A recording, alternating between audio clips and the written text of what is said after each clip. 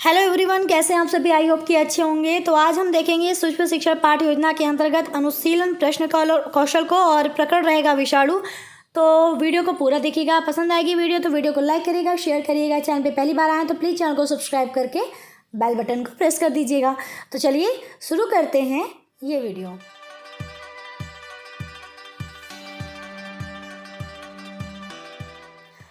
तो यहाँ पे देखिए, पहले जो बेसिक चीज़ें हैं उसको लिख लीजिएगा। पहले तो अनुशीलन प्रश्न कौशल हमारा है, यानी प्रश्नीकरण कौशल या प्रश्न कौशल। तो सबसे पहले आप उस हेडिंग को डालेंगे, उसके बाद फिर बेसिक जो चीज़ें हैं जैसे विद्यालय का नाम, दिनांक, कक्षा, कालांश, विषय, वर्ग, समय और प्रकरण, ये सारी चीज़ें लिख लेंगे। तो विद्यालय का नाम, दिनांक और कालांश और वर्ग, ये तो आपको अपने अकॉर्डिंग लिखनी है। मतलब कौन से आपका क्लास का टाइमिंग है, मतलब पहला क्लास है, सेकंड क्लास है, थर्ड क्लास है, वो सारी चीज़ें लिखनी है। कालांश के अंतर्गत क्लास का वर्ग क्या है, जैसे कभी कभी किसी क्लास के 2 वर्ग होते हैं, 3 वर्ग होते हैं, तो जो भी आपके क्लास का वर्ग होगा लिख लीजिएगा। बाकी डेट और विद्यालय का नाम तो आप लोग जानते ही हैं। बात करते हैं जो चीज़ें फिक्स हैं, जैसे कक्षा 8 रहेगा, समय 6 मिनट रहेगा, विषय जो है विज्ञान है, प्रकरण रहेगा विषाणु।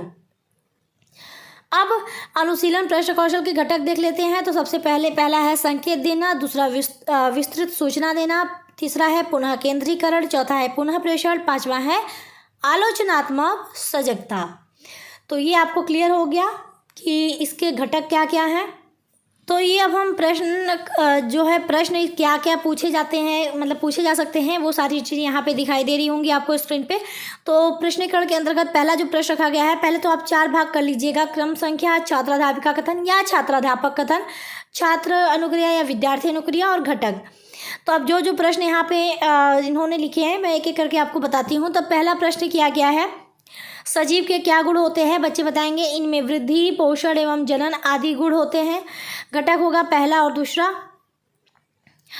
और यहाँ पे प्रश्न नंबर 2 है, विषाणु किससे बने होते हैं, तो बच्चे बताएंगे विषाणु डीएनए व आरएनए का बना होता है। घटक है पहला, दूसरा, तीसरा। तीसरा प्रश्न है, विषाणु जीवाणु में क्या पैदा करते हैं, तो बच्चे बताएंगे विषाणु जीवाणु में रोग पैदा करते हैं। घटक है पहला, तीसरा और चौथा। चौथा प्रश्न है, किसी पदार्थ को निर्जीव क्यों कहते हैं, तो बच्चे बताएंगे जिसमें श्वसन एवं पोषण का अभाव होता है उन्हें निर्जीव कहते हैं। और घटक है पहला, तीसरा और पांचवा।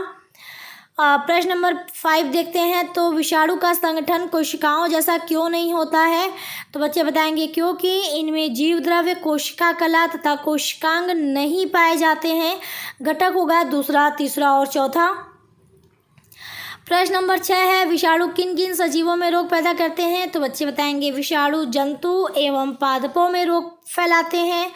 घटक है पहले का पहला, दूसरा और तीसरा।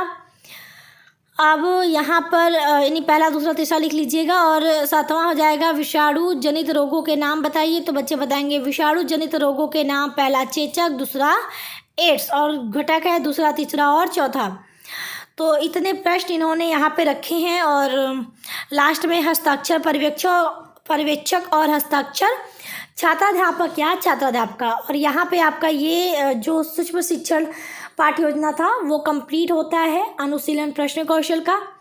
तो आई होप कि आपको इस वीडियो से हेल्प मिले। तो चलिए मिलते हैं नेक्स्ट वीडियो में, तब तक के लिए टेक केयर, बाय बाय, जय हिंद।